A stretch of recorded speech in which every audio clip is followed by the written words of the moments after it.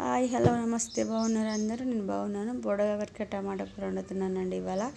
దానికోసం stove on చేసి stove పైన గిన్నె పెట్టినాను. ఆ గిన్నెలో కర్రీ కోసం తగినంత ఆయిల్ తీసుకున్నాను. ఆయిల్ 2 స్పూన్లు, అందులోనే జీలకర్ర ఆవాలు వేసాను. వేసిన తర్వాత అవి చిటపటలు ఆడిన తర్వాత ఉల్లిగడ్డ వేసాను.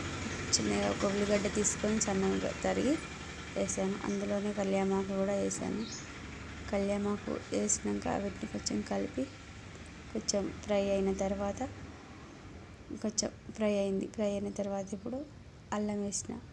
అల్లం కొంచెం ఫ్రై అయింది. అల్లాన్ని కొంచెం అటు ఇటు కలిపి దాన్ని కొంచెం పచ్చి వాసన పోయేదాకా కలిపినాక అల్లం కొంచెం ఫ్రై అయింది. ఫ్రై అయినాక ఇప్పుడు పసుపు వేసాను.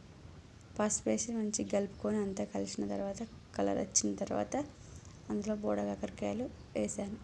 వేసిన తర్వాత మొత్తం మంచిగా కలుపుకున్న.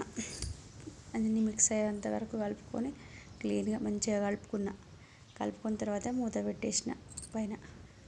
తర్వాత మళ్ళీ 5 minutes తర్వాత తీసి టమాటాలు వేసి వాటిని కలపకూడదు వెంబడే. మంచిగా అటు ఇట్లా సమానంగా అనుకున్న తర్వాత అందులో ఉప్పు వేసుకోవాలి. నేను తగినంత ఉప్పు వేసుకున్న తర్వాత కారం కూడా తగినంత కారం వేసుకున్న. వీటిని కలపకూడదు వెంబడే, మూత పెట్టాలి. మూత పెట్టి మళ్ళీ ఒక 2 minutes తర్వాత తీసి అప్పుడు కలపాలి. కలుపుకున్న తర్వాత వీటిని కలిపితే టమాటా మంచిగా ఉడుకుతుంది, వక్కలు లేకుండా క్లీన్ ఉడుకుతుంది. ఉడికిన తర్వాత నేను ఒక చిన్న స్పూను ధనియాల పొడి వేసి కలపకుండా మూత పెట్టి మళ్ళీ తర్వాత తీసి కలిపి కర్రీ కంప్లీట్ అయిపోయింది.